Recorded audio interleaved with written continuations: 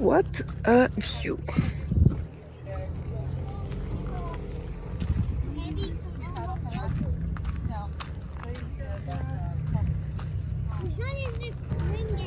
Perfect morning for farmers market and this view.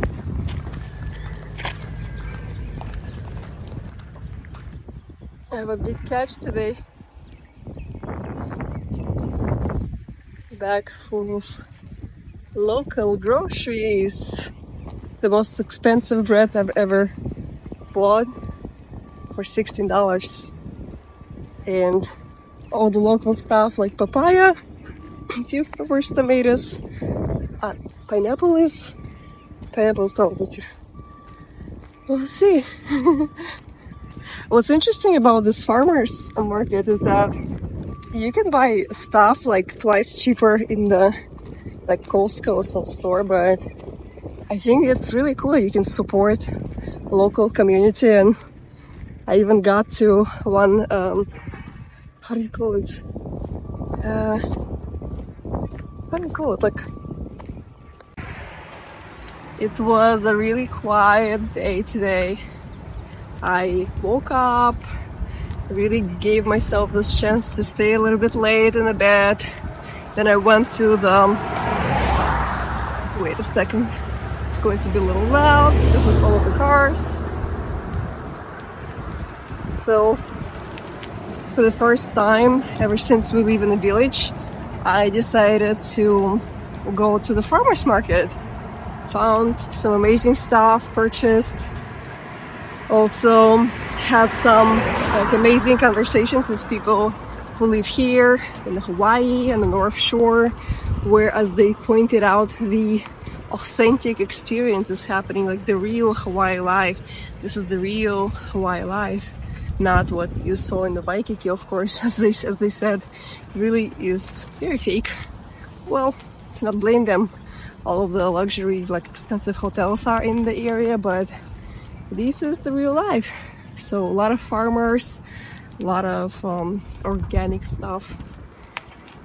I enjoy it. I love it. So I feel like I'm heading to the beach, and I still have time to see the sunset. Look at that. The spaciousness, the beauty of this place is just so worth it. I admire every like angle of this place. So amazing. Have you ever heard at least once the saying that without the darkness, how could we find the light? How can we differentiate what's good, what's bad, what is darkness and what is light? So only because I was born and raised in a very small town that is surrounded by like a big forest, by the Ural Mountains, and it never occurred to me that I am so close to nature, just because it was always next to me. It was nothing special. I always wanted something more.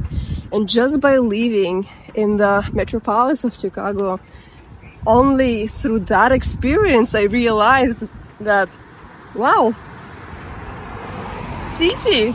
big city life is not my life, is not the type of life that I can support and live. But it was definitely an experience that was worth like experiencing, because I actually felt good in the moment. I felt like I'm such a big city girl, big city and big girl, because I was just like 20 when I moved, and I was 22 when I found my first office job, and I was going to the downtown every morning to my work, and I felt that, like, you know, I'm so lucky, I'm so successful, because I remember how I told you that success is deeply customized for a small town girl born in the middle of nowhere. It was a success. It doesn't matter, like, I didn't have a career, I didn't have a big salary, but it was my own success. So for some time, I actually enjoyed it, but then when I started experiencing all the anxieties, when I started experiencing depression, I started looking for answers. And actually not living my authentic self-life. And if I'll start breaking that down, like what does it mean, authentic self-life? It's actually being myself, doing what I like, how I like it, in a way how I like it, living where I like it. So it's actually just all those personal preferences that most of the time we are not able to, like, you're not able to, like, it's not up to us, because it's like we are born in some city, we have to stay there, or maybe like we have all the circumstances that make us do things in the way that just not up to us. So as I was just saying, I don't know how about you, but I live for the first time, and I am yet figuring out who I am. And I think it's different for everybody, but as a child, as a teenager, I was not like emotionally or educationally or spiritually guided into that knowledge of who I really am.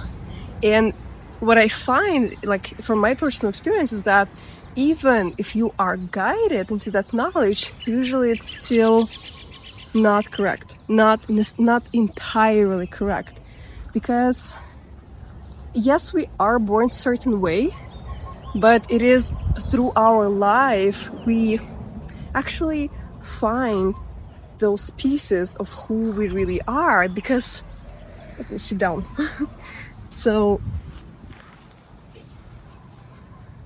I think that we have this like identity shifts. People also call them crises every like so many years, and we are changing constantly. So maybe the person you are right now, it's not going to be maybe in the next year or two or few years, because we are constantly changing. We are connecting more to this knowledge. I'm not sure if it's like entirely embedded into our body, or some we're like developed through our life. Like from my experience, my personal experience, I found that like maybe I was developed like as a child, but then like with all of the traumas and with all of the conditioning, like, and we lose it. And then it's almost like you lose it completely, and then you spend your life connecting to this knowledge. But perhaps I'm not entirely correct. You see, I am yet myself discovering that I'm still like myself not entirely sure, because it's a journey. But through practicing the life, basically like trying different lifestyles, trying different, because for most of the people it's like maybe style of your clothing, maybe your cuisines that you like food. But like what I do in my life, I also try on just like clothing, lifestyles, my personalities, like identities, because I've been into so many careers, different states, countries, different like spiritual directions. I've been through so many directions in life, and through experiencing that all, through experiencing like different angles, different aspects, I find who I am. And not all people do that, but without actually trying, I'm not sure how one can find that knowledge. And let's say like this was an example, like how I lived in Chicago, and I basically almost like tried an identity that felt amazing, but then I felt like it's not me. And the big city girl, like the career, the downtown, and always talking about food and like the news, on like marketing and tech and all of that. It was just boring to me. But what's interesting is that I was upset about wasting my time living that life. However, how would I find that this is who I am? You see? Because I escaped, I ran away from my home country, from that village life that I hated. I thought that I'm different. I thought that it's not me. But when I tried a different life, then I was like, okay, it's different. It's like extremes. It's either too white or too black. And I'm like, gotta look for the middle, right? And that's how you find it. That's how you connect to that knowledge of where it is that you and your authentic self-life is connected and located. And I finally reached my destination. It's going to be super, super loud, so let's just look at that. Let's look at the beauty.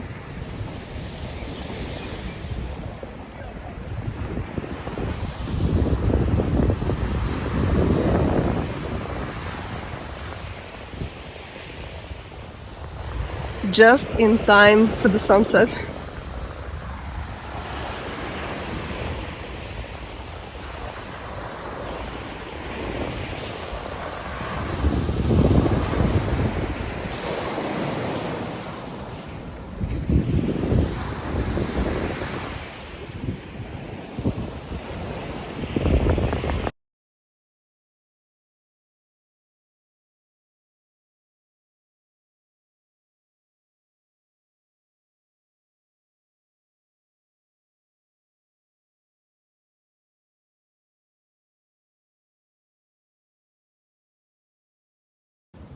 As usually, ocean is just so incredible. I immediately feel more quiet and relaxed.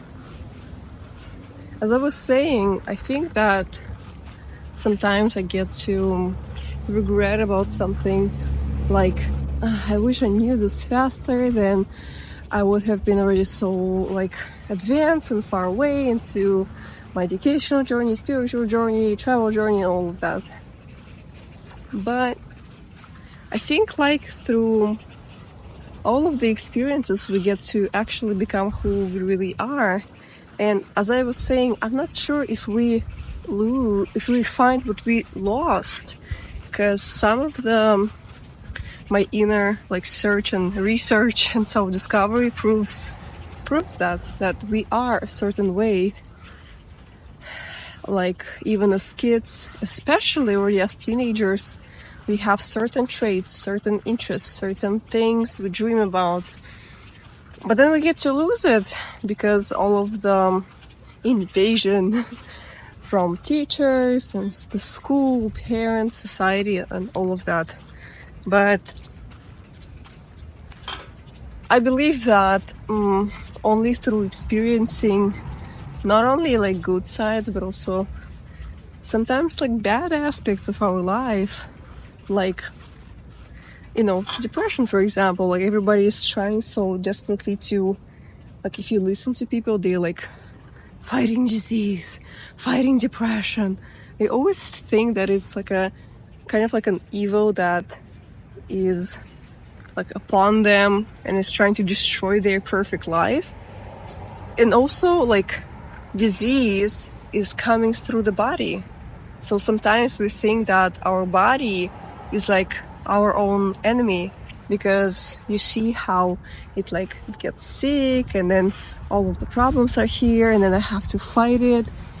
And what's interesting is that even, I put it here, comfort. Sometimes even like depression is treated that way.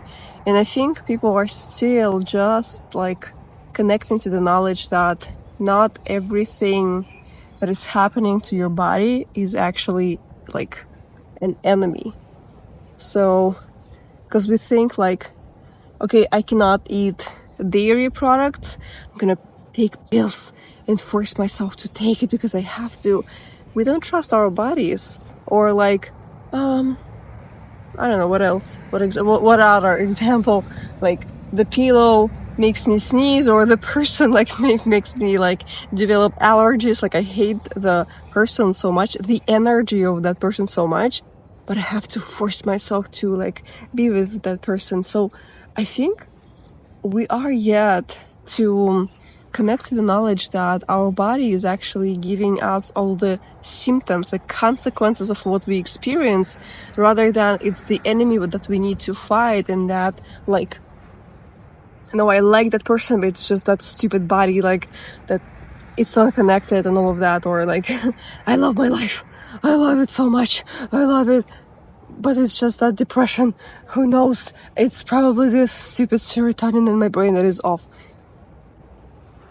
I think that through connecting to your body, you not only get to understand who you really are, which is by itself like not that bad actually, but I think that you get to understand, you get to be honest with yourself, because your body will not let you lie. It will not let you, like, for example, like, I don't want something, but I try to force it, and I immediately feel it. Like, for me, it's not a week, not like 2, not 3, it's immediately in 2 minutes. I can start feeling actually like symptoms of extreme sadness, extreme, like, this feeling that I want to collapse, like, I don't want anything, I'm depressed. And I've been in actually like a very bad type of depression that I was just like laying down, and I didn't want to, like, just get up my bed. It lasted for a very long time in a very, like, severe form, but I thought that it's because of my back pain. So I thought that, I guess, like, I'm experiencing back pain and the nerves, and that's how I'm depressed. But it was actually all the way around. And when I started working with my nervous system, understood that I have problems in that area, and that's where the back problem started improving. So I guess today, what I'm trying to say, and what I am myself trying to connect to, is the knowledge of connecting to your body. And that on the way to understand yourself, understand your desires, what you want. Basically, simple, who you are and what you want. And for some people, this could be super, super hard to understand. But without understanding that, you can never understand who you really are. You have a decision to make. You have, like, should I do this or should I do that? If you doubt, if you, like, in the split and you don't know what to choose, it means you have a hard time either, like, listening to yourself or trusting yourself. And as a result, usually it's through the body, because the body never lies. And then you want something, like, let's say I'll put you like I don't know, like $1,000 in front of you, like, hey, take it. And you will be like, I don't know, maybe, okay, let's do cake. What do you like? Like, imagine, like, what is it that you deeply, deeply want now? And I'm like, here, take it. And you will be like, and then usually after that, it's an impulse. This is actually what you want. Like, with the impulse, grab. And then you're like, no, I'm okay. I don't want it. Not so much. You see, like, but your body is always goes first, always reacts. So you have a decision to make. And then there was already a decision. You already made a decision. What you're trying to do right now is to put up with the consequences of your decision. What's interesting is that we lose ourselves. We lose that understanding of who we really are throughout all the decisions that we make, not in our own favor. So you already made your decision. You know what you want to do. You're just afraid that it's a bad one. You're making a mistake, or maybe, like, all of the but, but the big but. So you're always finding those buts because you think that something can go wrong. It means you don't trust yourself.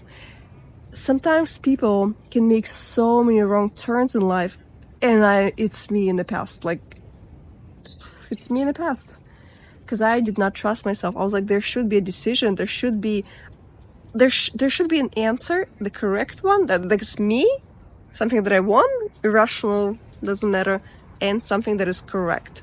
So I made so many wrong turns in life just because I was always trying to choose the right answer, and then it just brought me all the way in life to the life that I hated, the life that made me sick and unhappy. You don't want that, right? And it gets dark. Let me get home and then I'll continue. Stay here. I will see you in about 15 minutes. Not that you can be aware of the time, because I'm going to put those videos together, but still, I will see you soon.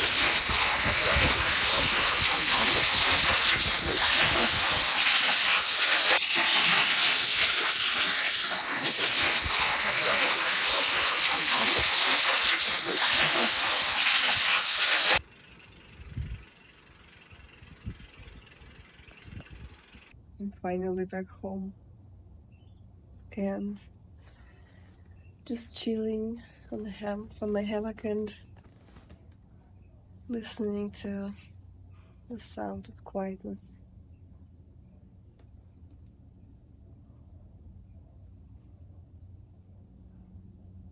So quiet. I feel like I'm the only loud person here because I talk. And I really hope you can hear me actually. I got myself all prepared for the mosquito attack, just in case I get all covered up. And I feel like this is what I'm going to be doing today. Just chilling, listening, and observing. And I feel like so many topics are coming through, but as I shared and said before, I never push it through just so I have to say something. I always wait until things are actually already processed, and then I'll share it with you.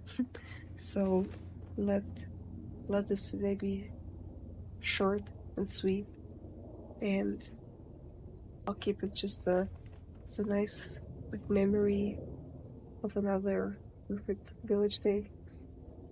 But I feel like I will definitely continue when things are processed, and see you.